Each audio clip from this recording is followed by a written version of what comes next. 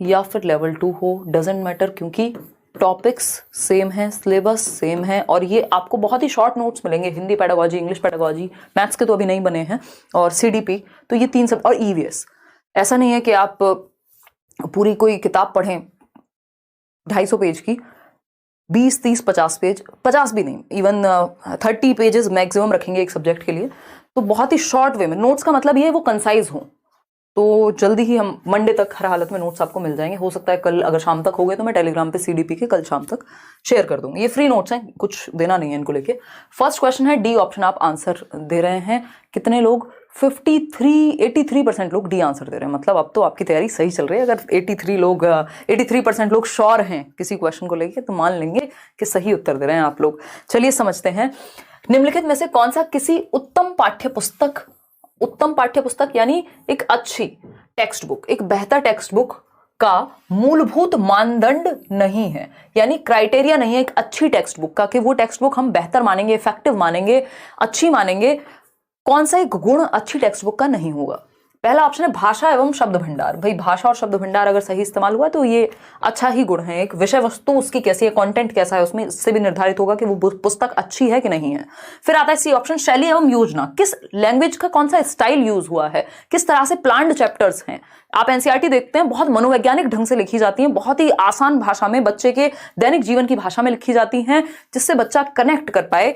और टेक्निकल शब्दों का, बहुत ही ज्यादा डेफिनेशंस का, परिभाषाओं का प्रयोग से बचा जाता है।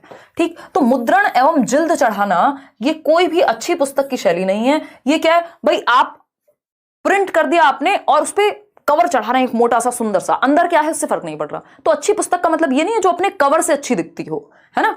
कहा जाता है ना, डोंट जज a book by its cover और front, whatever that quote और लाइन इज। मतलब हम एक किताब को उसके बाहरी रूप से जज नहीं कर सकते। तो ये कोई अच्छा गुण नहीं माना जाएगा। बाकी तीनों अच्छे गुण हैं, लेकिन हमें तो जो अच्छा गुण नहीं माना जाएगा उसी को सही मानना था। तो जो गलत है वही सही है, क्योंकि पूछा ही गलत है। आगे बढ़ेंगे क्वेश्चन नंबर 2 पर। देखिएगा एक बार, आसान से सवाल। भाई Hindi pedagogy, English pedagogy easy है, स्कोरिंग है बहुत ज्यादा। अगर आपको नॉर्मल बाल विकास समझ में आता है तो आप इसको भी समझ जाएंगे, मुश्किल आपको नहीं होगी। ठीक है जी, देखिएगा। अगर हम बात करें, भाई प्रश्न क्यों लिख रहे हो? नहीं, ऐसे प्रश्न नहीं लिखते ना, लेकिन और बार बार प्रश्न लिखने में टाइम लगेगा। हिंदी इस पे टाइपिंग में टाइम लगता है। नॉर्मल कर लो, बोलो, मान लिया हमने।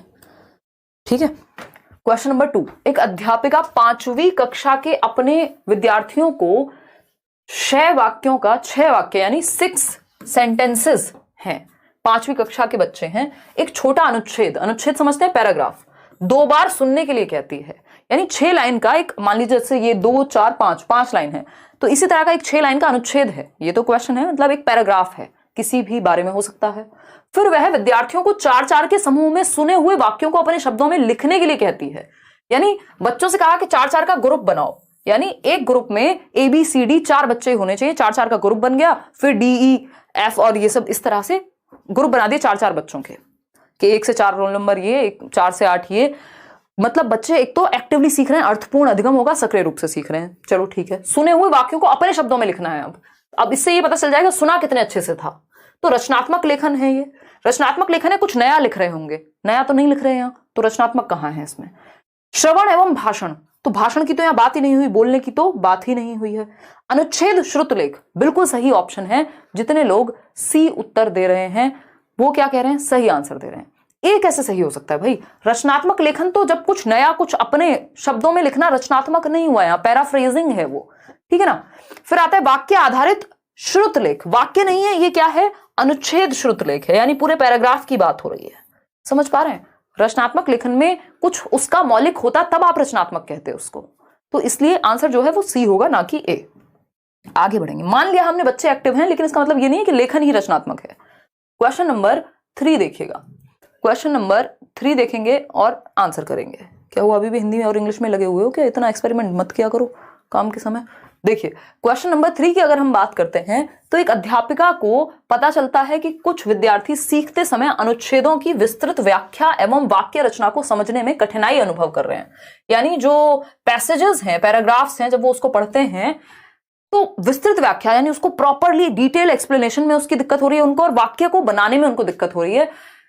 वह उन्हें एक समृद्ध शब्द भंडार देती है। समृद्ध शब्द भंडार यानी एक प्रॉपर एक्सटेंसिव वोकैब दी है। अब वो वोकैबलरी के फॉर्म में हो सकती है, वो डिक्शनरी के फॉर्म में हो सकती है, और कुछ युक्तियों का सुझाव देती है, कुछ टूल्स बताती है, उनका अभ्यास करवाती है। इस तरह कुछ समय पश्चात उसके विद्यार्थी भाषा सीखने संबंधी कठिनाइयों को दूर कर पाते हैं। दर नहीं कर पाते हैं, दूर कर पाते हैं। ठीक, अध्यापिका ने यह किस प्रकार का आकलन किया है? मतलब क्या किया है? कठिनाई का पता लगाया है और उसका सॉल्यूशन निकाला है। कठिनाई का पता लगा करके उपचार किया है। तो जब भी हम कठिनाई का पता लगा करके उपचार की बात करते हैं तो इसको निदानात्मक आकलन कहते हैं। बिल्कुल आंख बंद करके आप उत्तर लगा सकते हैं। ये रचनात्मक आकलन, योगात्मक आकलन, स्थानात्मक आकलन, कुछ भी लिखा हो, अगर बच्चे के गैप को आइडेंटिफाई किया है, कमियों को पहचाना है, कठिनाई को पहचान के उस पर काम किया है, तो ये निदानात्मक आकलन है। डायग्नोस्टिक असेसमेंट कहते हैं।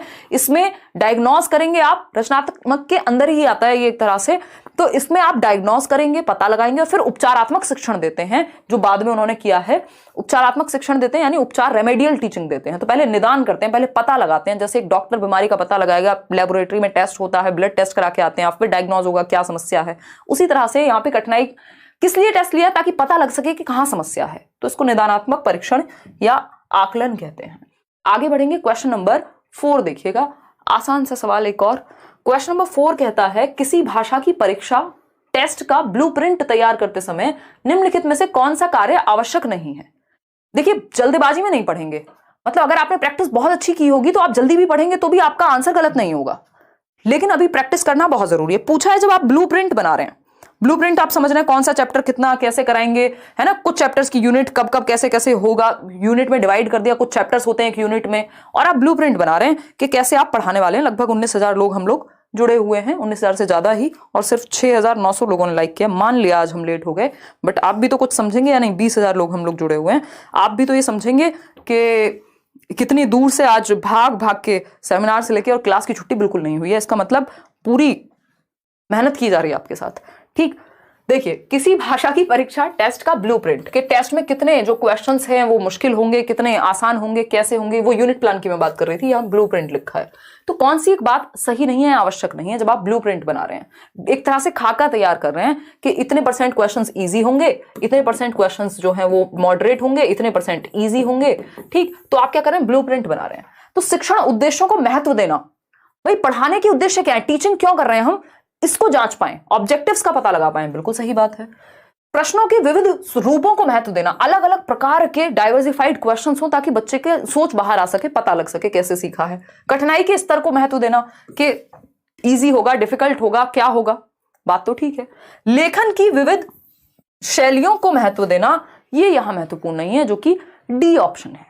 कठिनाई के स्तर को बिल्कुल महत्व देंगे, क्यों नहीं देंगे। एसके जसमुद्दीन कह रहे हैं फ्रॉम वेस्ट बंगाल, दीदी इंग्लिश पेडागोजी नहीं कराओगे क्या, और अदर सब्जेक्ट्स ईवीएस मैथ्स सब अब पेडागोजी करा दीजिए, देने से बहुत ही अच्छा होता, इट्स रिक्वेस्टेड दी। बिल्कुल करवाएंगे, बहुत अच्छा लगा आपने ये बात कही जसमुद्दीन, बिल्कुल कराएंगे। Hindi English pedagogy, EVS pedagogy, maths pedagogy सब कराएंगे, डोंट वरी।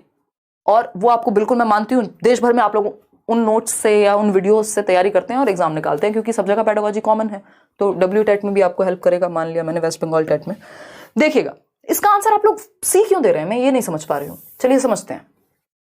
टेस्ट का ब्लूप्रिंट तैयार किया कि यानी टेस्ट बनेगा कैसे, तो उसमें ये देखेंगे जो पढ़ाया गया था उसका ऑब्जेक्टिव अचीव हो पाया या नहीं, वो उद्देश्य अचीव हो पाए कि नहीं। मान लीजिए आपको हिंदी पेडागोजी का, मान लीजिए हम पढ़ रहे हैं डेवलपमेंट, विकास, तो उद्देश्य क्या है कि आपको विकास समझ में आ जाए। अब उस विकास का अगर मुझे आकलन करना होगा तो उस टेस्ट में मैं क्वेश्चंस इस तरह के डालूंगी ना कि विकास समझ में आया कि नहीं, ये उद्देश्य पूरा हुआ कि नहीं। सही बात है, ऐसा ब्लूप्रिंट बनाया जाएगा। विविध रूपों को महत्व देना, यानी शॉर्ट भी है, शॉर्ट आंसर टाइप भी हैं, लॉन्ग आंसर टाइप भी हैं, लघु उत्तरीय प्रश्न भी हैं, अति लघु उत्तरीय प्रश्न भी हैं, दीर्घ भी हैं। ठीक है बात। कठिनाई के स्तर को महत्व देना, कितने % डिफिकल्टी लेवल, मॉडरेट रहेगा, इजी रहेगा या डिफिकल्ट रहेगा। ऐसा तो नहीं सारे पेपर में मुश्किल तो क्वेश्चन आते नहीं है। कई लोग क्या कहते हैं, आसान क्वेश्चन, अरे आप तो आसान क्वेश्चन करा रहे हो, जबकि ज्यादातर क्वेश्चन आसान है या मॉडरेट है ना। मुश्किल क्वेश्चन की संख्या कम होती है। करा देंगे all subject marathon Shalini, Monday से मोस्ट प्रोबेबली शुरू हो जाएंगे। तो कठिनाई के स्तर को महत्व देना सही है, लेकिन लेखन की विविध शैलियों को महत्व देना, यानी क्या हम वहां सुंदरता देख रहे हैं बच्चे की कि कितने सुंदर तरीके से वो लिख रहा है, कितनी बढ़िया शैली है उसकी, ये देखते हैं हम नहीं। तो ये कोई उद्देश्य नहीं है, ये आवश्यक कार्य नहीं है कि शैलियां कैसी हैं, कौन कितने सुंदर शब्द प्रयोग कर रहा है, कितनी अच्छी राइटिंग है, नहीं। शैलियों का, और लेखन ही क्यों? अब अगर आप भाषा की परीक्षा ले रहे हैं तो सिर्फ लेखन क्यों? फिर तो सुबो पाली, यानी 4 कौशल हैं भाषा के। सुबो मतलब सुनना, बोलना, पढ़ना और लिखना। तो इन चारों कौशलों की बात करेंगे हम, सिर्फ लिखने पे क्यों? एक तो शैलियां, यहां पे ये जरूरी नहीं है कि कितनी सुंदरता है, कितनी एस्पेक्ट को आपने देखा है लिखने में, वो भी सिर्फ चारों को देखेंगे फिर तो हम। तो इसलिए डी सही है, क्योंकि यही गलत है और पूछा ही गलत है, इसलिए गलत ही सही है। क्वेश्चन नंबर 5 देखिएगा और जवाब दीजिएगा पोल में। क्वेश्चन नंबर 5 कहता है, एक शिक्षक शामपट पर यानी ब्लैक बोर्ड पर स्पष्ट लेख में कुछ शब्द लिखता है, यानी एकदम क्लियर हैंडराइटिंग में कुछ लिखा है उन्होंने, और विद्यार्थी उन शब्दों को अपनी अभ्यास पुस्तिका में लिखते हैं, यानी वो जो उनकी नोटबुक है जिसमें वो प्रैक्टिस कर रहे हैं, उन्हीं शब्दों को वो लिख रहे हैं जो बोर्ड पे लिखा गया है। निम्नलिखित में से कौन सी विधि वर्तनी सिखाने की इस तकनीक से मेल खाती है? वर्तनी होती है स्पेलिंग, ठीक? तो स्पेलिंग को सिखाने के लिए कौन सा मेथड सही है? अगर हम बात करें, पहले टीचर ने लिखा, मान लीजिए टीचर ने लिखा कार्य, अब बच्चे देख रहे हैं ब्लैक बोर्ड से और कार्य लिख रहे हैं वैसे ही जैसे टीचर ने लिखा है अपनी अभ्यास पुस्तिका में, तो ये क्या हो गया? क्या बोलेंगे इसको? खेल विधि बोलेंगे। खेल तो यहां हो ही नहीं रहा, अभ्यास विधि बोलेंगे। ऐसा तो हमने कुछ नहीं पढ़ा है ना। ड्रिल तो वो होता है जब आप सेम चीज बार बार रिपीट कराए जा रहे हैं, ऐसी भी बात नहीं हो रही यहां। तो अभ्यास पढ़ के हमें एकदम अपने मन में लालच नहीं ले आना है कि यही उत्तर सही है। प्रतिलेखन विधि या श्रुत लेख विधि, देखिए श्रुत लेख विधि होती है जो सुना जाए, इमला बोलते थे ना उसको, डिक्टेशन जिसको कहते हैं, कि टीचर ने बोला और आपने लिख दिया, इसको श्रुत लेख कहते हैं, सुनने से संबंधित है। यहां देख करके लिखना है, यानी जैसा ये लिखा है बिल्कुल सेम आपको रिपीट करना है, इसको प्रतिलेखन कहते हैं। इसको प्रतिलेखन कहते हैं एज इट इज। इसमें गलतियों के चांसेस कम होते हैं, त्रुटियां कम होती हैं। क्यों? या तो आप बुक से देख करके लिख रहे हो या ब्लैक बोर्ड से देख करके लिख रहे हो, तो ये प्रतिलेखन विधि कहलाती है। ठीक है, सी ऑप्शन। आगे बढ़ेंगे क्वेश्चन नंबर 6 पर, देखिएगा एक बार। क्वेश्चन नंबर 6 पर, एक बालक भाषा सीखते समय निम्नलिखित कठिनाई अनुभव करता पाया जाता है। यानी एक बच्चा जो है जब वो भाषा सीख रहा है, लैंग्वेज को लर्न करने की या समझने की कोशिश कर रहा है, तो ये 4 कठिनाइयां हैं जो उसके सामने आती हैं। जल्दबाजी में आंसर मत दीजिएगा, आंसर यहां से निकालना है आपको। ये तो सिर्फ ये तरीका है आसान क्वेश्चन को मुश्किल बनाने का। आजकल भाषा का खेल है, ऑप्शन से मुश्किल बनते हैं क्वेश्चन आसान होते हैं, ऑप्शन इस तरह से दिए जाएंगे कि आप कंफ्यूज हो, बट आपको होना नहीं। अगर आपका कॉन्सेप्ट क्लियर है तो क्यों कंफ्यूज होंगे? ठीक है जी सोनू गोस्वामी, बहुत ही बढ़िया। चलिए खुशी खुशी लाइक शेयर करते रहिए और मस्त तरीके से पढ़िए यार। इस टाइम पे तो एनर्जी एकदम आसमान के ऊपर होनी चाहिए, है ना। देखिएगा,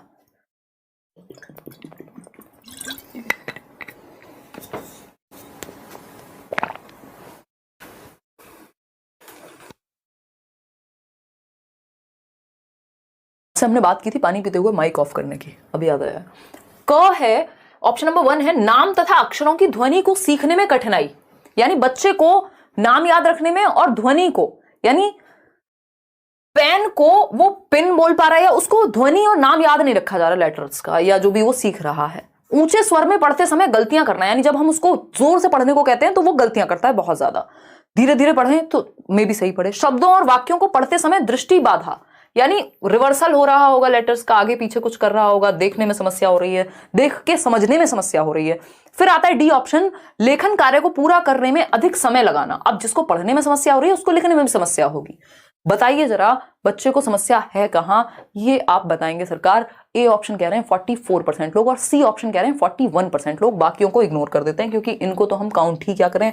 ठीक, 44% लोग ए के साथ जा रहे हैं और 41% लोग सी कह रहे हैं, यानी ए और सी में आप लोग कंफ्यूज हैं, ऐसा मुझे फीडबैक मिला आपके इस पोल से। सही बात है, सही क्या होगा खुद सोचिए। राजीव अधिकारी कह रहे हैं मैम फ्रॉम वेस्ट बंगाल, दिसंबर में WB टेट है, इंग्लिश और ईवीएस पेडागोजी बिल्कुल करा देंगे और सीटेट वाले से आपका काम हो जाएगा, डोंट वरी। चलिए देखते हैं, जो आपका एक्स्ट्रा सिलेबस में हो फिर वो कर लेना। देखते हैं, वाचन वैफल्य, लेखन वैफल्य, सीखने में अक्षमता या सीखने का भय नहीं है, और लेखन वैफल्य नहीं है, क्योंकि लिखने से ज्यादा समस्या कहां है, पढ़ने में है। और जब पढ़ेगा गलत व्यक्ति तो लिखेगा भी गलत, ये बात तो निश्चित है। ठीक है ना, मुख्य प्रॉब्लम लिखने की नहीं है, अधिक समय ले रहा है क्योंकि पढ़ने में ही दिक्कत होती है उसको। वाचन वैफल्य या सीखने में अक्षमता, देखो सीखने में अक्षमता होती है लर्निंग डिसेबिलिटी, लेकिन यहां पर इससे भी ज्यादा प्रिसाइज आंसर है, टू द पॉइंट आंसर दिया हुआ है, जिसको हम डिसलेक्सिया कहते हैं। वाचन वैकल्य है, वाचन बोलने को कहते हैं। वाचन किसको कहते हैं? बोलने को कहते हैं। पठन वैफल्य भी कह देते हैं। डिसलेक्सिया के कई नाम है और हिंदी में तो कई नाम आपको मिल ही जाएंगे। वैफल्य, पठन वैफल्य। ठीक, तो हम ये कहेंगे कि ये डिसलेक्सिया है। ऐसा नहीं है कि सीखने में अक्षमता तो कोई भी हो सकती है, फिर लर्निंग डिसेबिलिटी तो बहुत तरह की है। अगर हमारे पास डायरेक्ट डिसलेक्सिया का आंसर अवेलेबल है तो हम वो उसे लगाएंगे ना सी की जगह। अगर ये ए नहीं होता तब हम सीखने में अक्षमता लगा सकते थे कि भाई लर्निंग डिसेबिलिटी है। ठीक, एलडी शब्द किसने दिया था लर्निंग डिसेबिलिटी, बताओ फटाफट, सैमुअल किर्क ने 1960s में। ठीक, आगे बढ़ेंगे, ए ऑप्शन यहां सही है। वाचन, पढ़ने को वाचन भी कहा जाता है, याद रखिएगा। आगे बढ़ेंगे क्वेश्चन नंबर 7। देखिएगा क्वेश्चन नंबर 7 ये कहता है एक अध्यापिका लखनऊ पर पाठ पढ़ाती हैं। लखनऊ हम सभी को पता है नवाबों का शहर कहा जाता है, या जो भी आप कहना चाहें, बड़े प्यार से वहां की भाषा, अदब की भाषा ऐसा कहा जाता है। मैं जाऊंगी, कभी मौका मिलेगा, शायद मेरा एक सेमिनार भी था, मुझे याद नहीं कब था। देखिए मतलब है, था मीन्स है। एक अध्यापिका लखनऊ पर पाठ पढ़ाती हैं, विद्यार्थियों द्वारा मौन पठन के पश्चात, मौन पठन समझते हैं, साइलेंट रीडिंग, वह उनसे निम्नलिखित प्रश्न करती है। लखनऊ के बारे में कोई पाठ पढ़ाया, कोई चैप्टर पढ़ाया, कोई लेसन पढ़ाया, और उसके बाद जब ये हो गया तो उनको कहा गया कि एक काम करो, आप खुद से पढ़ो ये चैप्टर, मौन पठन करो, साइलेंट रीडिंग करो। साइलेंट रीडिंग में क्या है, पोल आने से पहले ही गायब हो जाता है, क्वेश्चन बाद में। सॉरी, इतनी क्या जल्दी है ब्रो, है नहीं, 3 मिनट बाद होता है, देख रहे हो, सब अपने बचाव में बातें कर रहे हैं। ठीक, तो हम यहां पर टाइम दिया करो पोल लगाने का, कोई दिक्कत वाली बात नहीं है। चलिए देखिएगा, एक बार समझते हैं क्वेश्चन कहता क्या है। अब हम हो गए हैं 25,000 लोग और लाइक करने वालों की संख्या है 11,000। देखिए हमारे यहाँ अगर left hand side is equal to LHS बराबर RHS नहीं होता तो हम जाने नहीं देते लोगों को घर, यहीं पकड़ के बिठा लेते हैं रात को। वैसे ही 10 बज रहे हैं, अब सोच लीजिए आप, हमारे यहाँ ऐसा ही होता है। यस यस यस, चलिएगा, खैर ये हंसी मजाक की बातें आपकी चलती रहेंगी। देखेंगे अगर मैं बात करूं यहाँ किस चीज की, लखनऊ पे पाठ पढ़ाया, बाद में साइलेंट रीडिंग के लिए कहा। साइलेंट रीडिंग में आपका दिमाग और आपकी आंखें एक्टिव होती हैं, जबान से आप कुछ नहीं बोलते, चुपचाप से पढ़ते हैं और मन में समझने की कोशिश करते हैं। हजरतगंज में शोर क्यों नहीं था, ये एक क्वेश्चन पूछा। लखनऊ को नवाबों का शहर क्यों कहा जाता है, देख रहे हो अंतर्यामी हो गई हूं मैं, पहले ही समझ आ गया था ये सब आएगा। लखनऊ को नवाबों का शहर क्यों कहा जाता है, निम्नलिखित में से कौन सा अ व ब प्रश्नों की प्रकृति को परिभाषित करता है। यानी ये जो प्रश्न है ये पाठ से ही संबंधित हैं और बच्चों को पहले पढ़ाया गया और फिर उनको पढ़ने को कहा गया है, मौन पठन, यानी उनके दिमाग में ये चीज उस चैप्टर से रिलेटेड होगी। इतनी बात सही है या कोई दिक्कत है? देखिए अगर बीएड नहीं किया तो आप भर नहीं सकते निधि, बीएड करना जरूरी है या कोई टीचिंग ट्रेनिंग। पीजी का तो मार्क्स मैटर ही नहीं करते अगर मैं बात करूं सीटेट की। वैसे आप भर सकते हो क्योंकि राउंड ऑफ में 50% ही है आपका, 49.28 भी ठीक है। साक्षी सिंह बहुत बढ़िया, 37% लोग ए कह रहे हैं। चलिए समझते हैं। अब ये क्योंकि इस चैप्टर में ही निहित होगा, ये सिंपल याद रखने वाली भी चीज है इसमें कि मौन पठन के पश्चात या किसी चीज के बारे में बताने के पश्चात जब हम प्रश्न कर रहे हैं तो वो उससे संबंधित है, उस पार्ट से संबंधित है। पुनरावृत्त्यात्मक प्रश्न नहीं कहेंगे क्योंकि ये प्रश्न पहले कराया नहीं है। कालांतरित और सिर्फ प्रश्न कराने के बाद होता, पढ़ाने के बाद होता तो फिर भी कह सकते थे कि भाई ठीक है। कालांतरित प्रश्न, परिचयात्मक प्रश्न, परिचय की बात कर रहे हैं, ये बोध की बात कर रहे हैं, नहीं। ये सिंपल, अगर हम देखेंगे इसके चारों ऑप्शन आपको सही लगेंगे, लेकिन ये एक फैक्चुअल क्वेश्चन है जिसको आपको दिमाग में रखना है कि मौन पठन के पश्चात जो क्वेश्चंस पूछे जाते हैं हम उनको कालांतरित प्रश्न कहते हैं, कि इस काल में जो भी आपने पढ़ा था उस चैप्टर में उससे संबंधित है ना। ये सिर्फ रिवीजन के लिए नहीं है, रिकैप्चुलेशन वाले नहीं है। क्वेश्चन नंबर 8 देखिएगा। क्वेश्चन नंबर 8 है, ये कहता है निम्नलिखित में से कौन सा मौन पाठ का लाभ नहीं है। मौन पाठ समझते हैं आप, साइलेंट रीडिंग। अभी हमने बात की थी आपकी आंखें यानी आपकी आईज और आपका मस्तिष्क, आंखें और मस्तिष्क यानी ब्रेन आपका और आपकी आंखें ये एक्टिव होती हैं और आप बेहतर तरीके से मन में कॉम्प्रिहेंड कर पाते हैं। इसी को मौन पठन यानी साइलेंट रीडिंग कहते हैं। जब बाहर आवाज नहीं आती, आप मन में समझ रहे होते हैं पढ़ के, जैसे आप ट्रेन में जा रहे हैं, कोई बुक पढ़ रहे हैं, साइलेंट रीडिंग है। एक होता है लाउड रीडिंग, जब बच्चा, एक होता है ना, एक बच्चे को खड़ा किया, वो पढ़ रहा है जोर जोर से पूरी क्लास में, उसको लाउड रीडिंग कहते हैं। जब आप क्या सस्वर पठन कहते हैं उसको, पूरे स्वर लगा करके पढ़ने की कोशिश है। लेकिन दूसरा होता है साइलेंट रीडिंग। तो जो आपका लाउड रीडिंग है, जो सस्वर पठन है, उसमें बच्चे का उच्चारण बेहतर होता है क्योंकि वो बोलता है, जब बोलेगा तो सुनेगा भी, और कोई अगर टीचर है तो वो करेक्ट भी करेंगे जहां जरूरत होगी। लेकिन मौन पठन में ऐसा नहीं होता। तो इसका लाभ क्या नहीं है, यह विद्यार्थियों की झिझक और संकोच दूर करता है। यह गलत है। क्योंकि जब बच्चे ने मन मन में पढ़ लिया, सही पढ़ा के गलत पढ़ा किसे पता लग रहा है? तो संकोच कहां से दूर हुआ? संकोच तो जब बच्चा क्लास में खड़ा होता और पढ़ता सबके सामने तब दूर होता, झिझक तो तब दूर होती, उच्चारण तो तब अच्छा होता। ठीक, यह विद्यार्थियों की ऊर्जा बचाता है। हाँ, ये बात बिल्कुल है कि आपकी एनर्जी बच जाएगी, क्योंकि अभी जैसे मैं 1 घंटे 1.5 घंटे 3 घंटे जब क्लासेस होती हैं, तो जब इतना चिल्ला चिल्ला के, क्योंकि बिना बोले तेज एनर्जी नहीं आती। अब मैं धीरे धीरे बोलूंगी, अच्छा आज हम एक क्वेश्चन करेंगे, ऑप्शन ए है बच्चों, है ना, ये वो वाले बिल्कुल ओल्ड स्कूल टीचिंग वाली फीलिंग दे रहा है, ये ट्रेडिशनल टीचिंग है। आज के समय में एनर्जी चाहिए हमको, तो वो अपने आप ही ऊर्जा बहुत खर्च होती है लेकिन इसमें। और पानी तो इतना मन करता है कि पूरा पानी पी जाओ दुनिया का, है ना, मछली पी गई सारा पानी, लीव इट। विद्यार्थी समझ एवं चिंतन से अर्थ ग्रहण करते हैं, यानी जब आप खुद से बाहर नहीं बोल रहे होते हैं, तो कई बार क्या होता है, जब बच्चा खड़े होकर लाउड रीडिंग कर रहा होता है तो उसको मीनिंग पता हो ना पता हो, उसके सामने शब्द आ रहा है और वो पढ़ते जा रहा है। लेकिन जब आप मौन पठन करते हैं तो आप समझते हैं चीजों को और चिंतन भी कर पाते हैं, अर्थग्रहण कर पाते हैं। ये बात भी सही है, मौन पठन का फायदा है, ये भी लाभ है। यह विद्यार्थियों में स्वतः अध्ययन की प्रवृत्ति विकसित करता है, यानी वो खुद से स्व पठन, सेल्फ रीडिंग जो है उनकी, या सेल्फ स्टडी जो है वो बढ़ेगी, क्योंकि बच्चों को मन में पढ़ने की आदत होगी, अपने साथ बैठ के सीखने की आदत हो गई। ठीक, लेकिन ए ऑप्शन गलत है, इसीलिए सही है कि ये कोई लाभ नहीं है, झिझक और संकोच दूर नहीं हो पाएगा। क्यों? क्योंकि वो मन में पढ़ रहा है। तो किसी को क्या पता, झिझक तो जब दूर होगी ना, जब आप मान लीजिए आपको स्टेज फियर है या आपको लोगों के सामने बोलने में शर्म आती है, तो 4 बार बेइज्जती करानी पड़ेगी ना खड़े होके, मतलब जरूरी नहीं है हो, लेकिन झिझक तो तभी खुलेगी ना जब आप उस काम को करोगे। तो ये तो मौन पठन में संभव नहीं है, तो ए ऑप्शन सही है, क्योंकि यही गलत है और पूछा ही गलत है। क्वेश्चन नंबर 9 देखिएगा। इस बार क्वेश्चंस अच्छे हैं, क्योंकि इन्होंने क्या किया है, अब मान लो ये 5 ऑप्शन दे दिए, इनको समझते हुए, इन 5 के 5 को समझ के यहां से आंसर करना है आपको। 6 है बल्कि।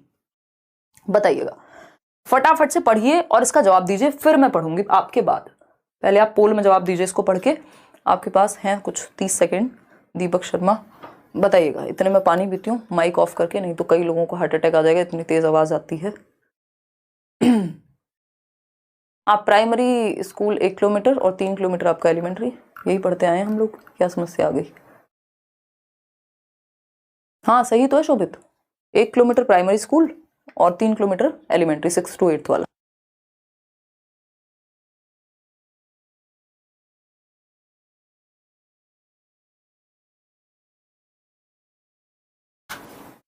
बिल्कुल सही बात है, और ये घर से स्कूल की दूरी बता रही हूं मैं। चलिए आते हैं, आरटीई कहता है ऐसा। अंग्रेजी भाषा के शिक्षण, अब देख रहे हो हिंदी पेडागोजी में अंग्रेजी भाषा पूछ रहा है। अंग्रेजी भाषा के शिक्षण विधि के संबंध में निम्नलिखित कथन पढ़िए, यानी इंग्लिश को पढ़ाते हुए कुछ कथन है उनको पढ़ना है। इसमें सब गोल हो गए, है ना, सबके ऊपर से चला गया, टप्पा खा के निकल गया बॉल की तरह, है ना, ये बाउंसर था। चलो कोई बात नहीं, इंडिया हारी, आप नहीं हारेंगे पेपर में। देखिए, यह शिक्षण पद्धति सर्वप्रथम जर्मनी में प्रारंभ की गई थी, यानी कहां से शुरू हुआ ये मेथड? जर्मनी से। अंग्रेजी भाषा सिखाने के लिए पूरे यूरोप में यह व्यापक रूप में अपनाई गई है। सही बात है।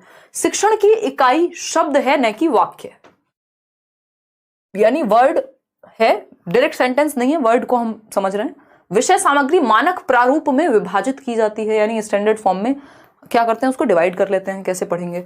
यह औपचारिक से क्रियात्मक चरणों की ओर जाती है, यानी फॉर्मल से एक्टिविटी। वाक्य रचना व्याख्या करने में वाक्य रचना का सर्वोत्तम उपयोग करती है, यानी कि वाक्य रचना व्याख्या करने में वाक्य रचना का सर्वोत्तम उपयोग करती है। एक्सप्लेन करेंगे कैसे सेंटेंस है, क्या उसका मतलब है, समझेंगे, ट्रांसलेट करेंगे। निम्नलिखित में से कौन सी इन विशेषताओं को दर्शाती है? दृश्य श्रव्य विधि है, ये द्विभाषीय विधि है, स्थानापन्न विधि है, या व्याकरण सम्मत अनुवाद विधि है? देखिए, शब्द की बात हो रही है, विभाजन की बात हो रही है, औपचारिक यानी फॉर्मल रूल से फिर हम क्रिएटिविटी पे, उस पे एक्टिविटी पे जा रहे हैं। व्याख्या से किधर जा रहे हैं? वाक्य रचना की बात हो रही है, वाक्य की बात हो रही है, मतलब कहीं ना कहीं व्याकरण की बात हो रही होगी। ये हमें इससे डिड्यूस करना पड़ेगा, है ना, कहीं लिखा नहीं है इसमें, खुद ही पता लगाना पड़ेगा। ठीक, तो ये व्याकरण सम्मत अनुवाद विधि है, जिसको हम ग्रामर ट्रांसलेशन मेथड कह देते हैं। दूसरी भाषाओं को समझने के लिए जब आप एक लैंग्वेज से दूसरी लैंग्वेज ट्रांसलेट कर करके पढ़ते हैं, जब इंग्लिश भी हम हिंदी में पढ़ रहे हैं, उसको हम व्याकरण अनुवाद विधि कहते हैं। आगे बढ़ेंगे, क्वेश्चन नंबर 10 देखिएगा, जवाब दीजिएगा। क्वेश्चन नंबर 10 क्या कहता है? 5 सवाल और हैं, 15 क्वेश्चन ही करने वाले हैं आज हम। निम्नलिखित कथन पढ़कर सही विकल्प का चयन करें। अभी आपका असर्शन और स्टेटमेंट, मतलब स्टेटमेंट और रीजन यहां भी दे दिया इन्होंने। कथन और तर्क दिया है, कथन को अ कहा है, तर्क को बी कहा है। मूल्यांकन का उपकौशल उपागम जो किन बिंदुओं में मदद की जरूरत है यह भांपने की अध्यापक की सहज बुद्धि को परिलक्षित करता है। यानी ये उपकौशल है, आपकी सब स्किल है इवैल्यूएशन की कि बच्चे को कठिनाई कहां हो रही है, यानी एक तरह से आप डायग्नोज कर रहे हैं। बात तो सही लग रही है, सुंदर लग रही है ना? चक्कर तो नहीं आ रही है बड़ा सा क्वेश्चन देख के? ठीक, फिर अगर हम बात करते हैं किस चीज की, नहीं साइंस की तो नहीं होगी भाई class. I am from Lucknow ma'am, आपसे पढ़कर मोटिवेशन बनी रहती है। Thank you ma'am for your efforts. बहुत बढ़िया कृति मिश्रा, अच्छा लगा। लेखन और श्रवण की परीक्षा को कई उपकौशलों में बांटा जा सकता है, एकीकृत भाषा परीक्षाओं द्वारा पूरा किया जा सकता है। यानी जो लेखन और श्रवण की परीक्षा है, यानी ओरल और रिटन जो एग्जाम है, उसको हम कई स्किल्स में बांट करके डिफरेंट तरीके से ले सकते हैं और एकीकृत भाषा परीक्षाओं द्वारा पूरा किया जा सकता है, यानी इंटीग्रेट कर सकते हैं लैंग्वेज को दूसरे से। दोनों ही बातें कुछ नेगेटिव नहीं कह रही हैं, है ना? वैसे भी आप लोगों का तो फंडा है ना, कि जब इसमें कुछ समझना है तो ए और बी दोनों सही हैं, ये कह दो। बट इसमें ये बात जो है ये भी सही थी, ये तो शुरुआत में ही सही थी कि डायग्नोज कर लेंगे प्रॉब्लम एंड ऑल। बट जो बात यहां चल रही थी वो यहां नहीं हो रही, यहां कुछ और चल रहा है, वहां कुछ और चल रहा है। वहां मूल्यांकन के उपकौशल की बात हो रही है, यहां एकीकृत भाषा की बात हो रही है, कौशलों की बात हो रही है नॉर्मली। तो ए और बी दोनों सही है, लेकिन एक्सप्लेनेशन सही नहीं है। कहीं है ऐसा ऑप्शन? दोनों ए और बी सही है, लेकिन बी जो है या ब जो है वो अ की सही व्याख्या नहीं करता। ठीक है ना? C option. आगे बढ़ेंगे, क्वेश्चन नंबर 11 देखेंगे एक बार। एक अध्यापक किसी पाठ्य सामग्री का आधा भाग स्वयं ऊंचे स्वर में पढ़कर अपने विद्यार्थियों से कहता है या कहती है कि वे उस पाठ के अंत को अपने अनुसार पूर्ण करें। यानी एक टीचर ने आधा भाग पढ़ा, एक चैप्टर का हाफ पढ़ा, उसको लाउड रीडिंग की और विद्यार्थियों से कहा कि इसका जो अंत है, अब जो ये स्टोरी का अंत है, अपने अनुसार पूर्ण करें। मतलब आधी स्टोरी सुनाई और उसके बाद कहा कि खुद से लिखो या कहीं पे बताओ मुझे कि इस स्टोरी का एंड कैसे हो सकता था। ये ऐसा है जैसे आपने कोई मूवी देखी हो और हाफ मूवी बंद कर दें आप, आधे घंटे 1.5 घंटे चला करके, 2 घंटे चला करके, और कहें अब एंड बचा है आधे घंटे का, 2.5 घंटे की मूवी है, इसका एंड खुद सोचो क्या हुआ होगा अंत में। वो कौन सी मूवी है? कोई तो मूवी है ना, अंधाधुंध। तो उसको लेकर के लोग अभी तक समझते रहते हैं कि इसका अंत आखिर हुआ क्या था, अब वो नेक्स्ट पार्ट में पता लगेगा। तो जो भी लोग अपने मन से अंत क्रिएट कर रहे हैं, जो भी बच्चे यहाँ कहानी का अंत, जो एंड ऑफ स्टोरी है, खुद से सोचेंगे, तो उनकी कल्पना शक्ति मजबूत होगी, इमेजिनेशन अच्छी होगी, थिंकिंग पावर अच्छी होगी, वो अपने दिमाग पे जोर डालेंगे। ऐसा हम कई बार कराते हैं, ये क्रिएटिविटी इससे डेवलप होती है बच्चे की, ये बात सही है। इस गतिविधि को किस प्रकार की गतिविधि माना जाएगा? अनुभव आधारित गतिविधि, यानी बच्चे अपने एक्सपीरियंस के आधार पर कल्पना कर पाएंगे स्टोरी को, बिल्कुल सही बात है। समूह कार्य, ग्रुप की तो यहाँ सच कोई बात नहीं हो रही कि ग्रुप में ही करें, ऐसा तो नहीं कहा, सब हर बच्चे का अपना एक अलग अंत हो सकता है।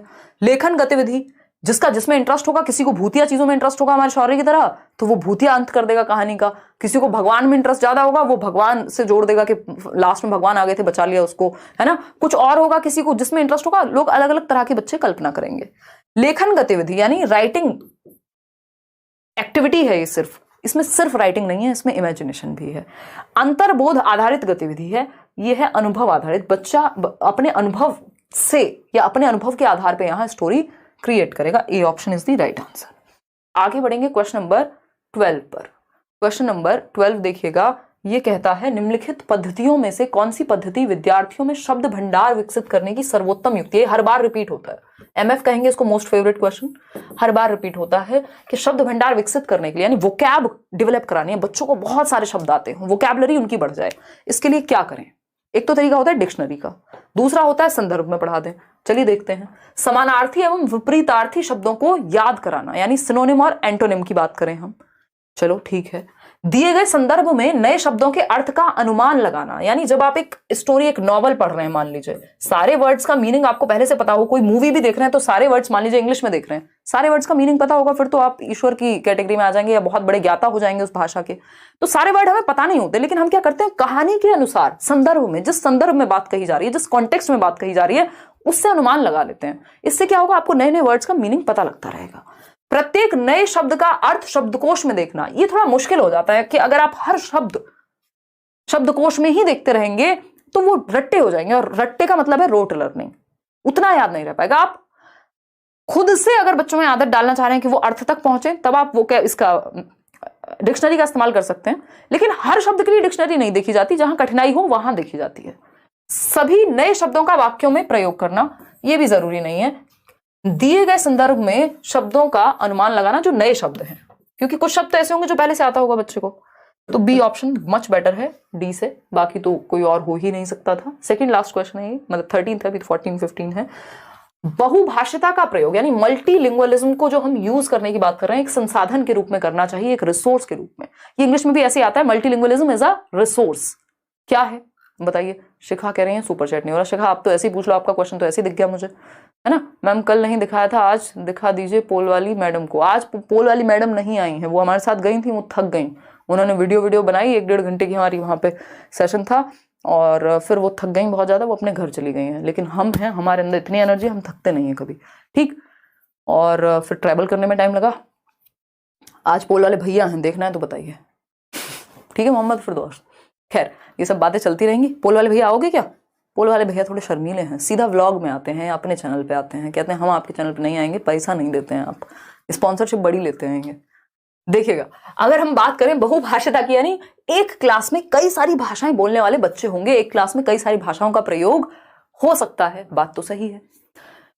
बच्चे बहुत सी भाषाएं सीख सकें, यानी कई सारी भाषाएं सीख जाएं, इसलिए संसाधन के रूप में करना चाहिए, हो सकता है भाई।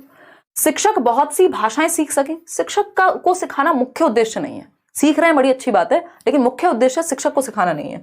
प्रत्येक बच्चे को सुरक्षा एवं स्वीकृति का एहसास हो, ये बात ज्यादा बेहतर है, क्योंकि जब आप बहुभाषा का प्रयोग होने देंगे, मल्टीपल लैंग्वेजेस का प्रयोग क्लासरूम में होने देंगे, तो बच्चे को एक्सेप्टेंस मिलेगी। मान लीजिए कोई बच्चा भोजपुरी बोलता है और आप बोलने दे रहे हैं, क्लास में कई सारी भाषाएं बोली जाती हैं, आप इस बात को नॉर्मली ले रहे हैं, तो उसको अपने ऊपर शेम महसूस नहीं होगी कि स्कूल में तो बच्चे अंग्रेजी बोलते हैं या शुद्ध हिंदी बोलते हैं, मैं अपने जो बोली है या जो भी मेरा देशज प्रभाव है या जो भी क्षेत्रीय प्रभाव है उसको नहीं हटा पा रहा हूं।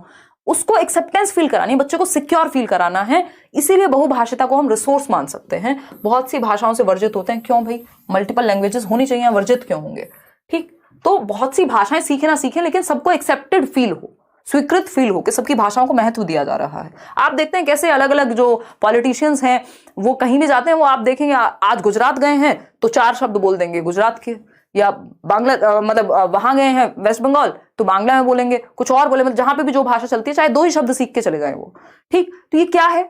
उनकी खैर की स्ट्रेटजी हो सकती है, बट सबको एक्सेप्टेड फील कराना मल्टीलिंगुअलिज्म का एक उद्देश्य हो सकता है। क्वेश्चन नंबर 14 देखिएगा, क्वेश्चन नंबर 14 देखिए और जवाब दीजिए। पोल लगा दिए? दिख तो नहीं रहे, बहुत स्लो लगाते हैं आप पोल। हाँ शगुफ्ता मैं समझ सकती हूँ, हल्का सा टिपिकल सेट कहेंगे। हिंदी पेडागोजी शायद ही इतनी मुश्किल कभी आई होगी, क्योंकि इन्होंने क्या किया है, एक ऑप्शन से 4-4 स्टेटमेंट दे दिए, फिर उनमें से भी 4 ऑप्शन चूज करने को दे दिए। तो ये पहला ही सेट है जिसको हम इस तरह से कर रहे हैं, जो मुश्किल सेट कहेंगे, कि जिसमें कुछ क्वेश्चन आपको ऐसे मिलेंगे 2-3 जो सर में दर्द कर सकते हैं। कक्षा में विद्यार्थियों को प्राय कहानी सुनाई जानी चाहिए, यानी हमें कहानी सुनाते रहना चाहिए बच्चों को। क्यों? विद्यार्थियों का मनोरंजन होता है, तो डांस भी करके दिखा दीजिए, सिर्फ कहानी क्यों सुनानी है ना। तो मनोरंजन तो और भी तरीके से हो सकता है, बट ठीक है मान लेते हैं। इससे नैतिक शिक्षा मिलती है, हो सकती है भाई। भाषा को समग्र रूप में प्रस्तुत किया जाता है, या कठिन शब्दों का ज्ञान कराया जाता है। देखो, कठिन शब्दों के ज्ञान के लिए अलग से लिखवा दो, वोकैबुलरी की प्रैक्टिस करा दो, बहुत तरीके हैं, ठीक। नैतिक शिक्षा के लिए अलग से नैतिक शिक्षा ही पढ़ा दो। यहाँ पे ये बात नहीं हो रही कि कहानी नैतिक है, अलग अलग तरह की कहानियां हैं।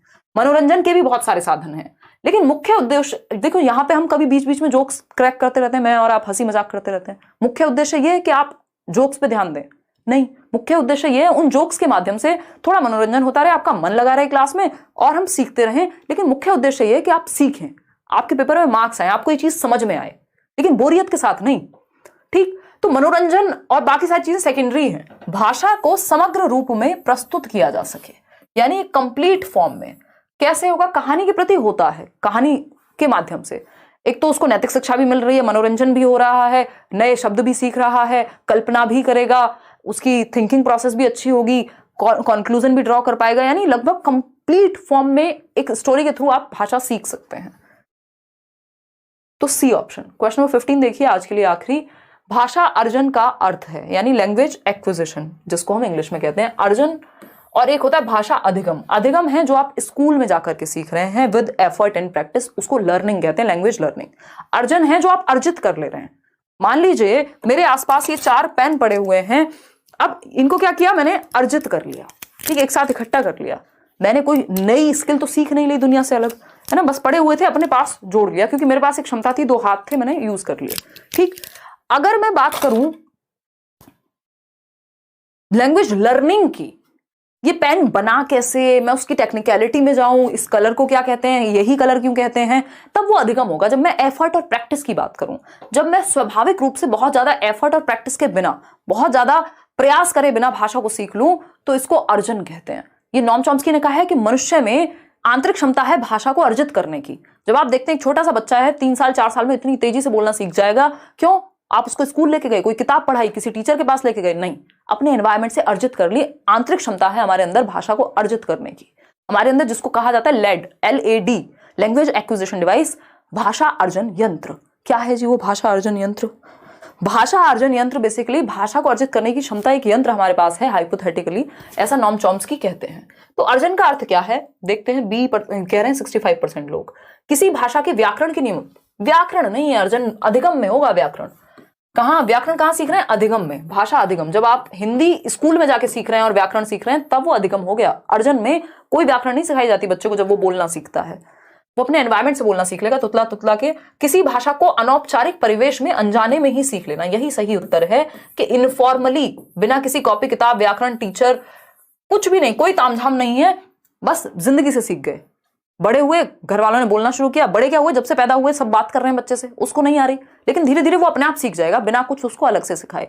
2 बार गलत बोलेगा, फिर सही भी बोलेगा। तो जब आप अनौपचारिक रूप से या क्या सीख लें, नेचुरली सीख लें, भाषा को नेचुरली सीख लें। कैसे?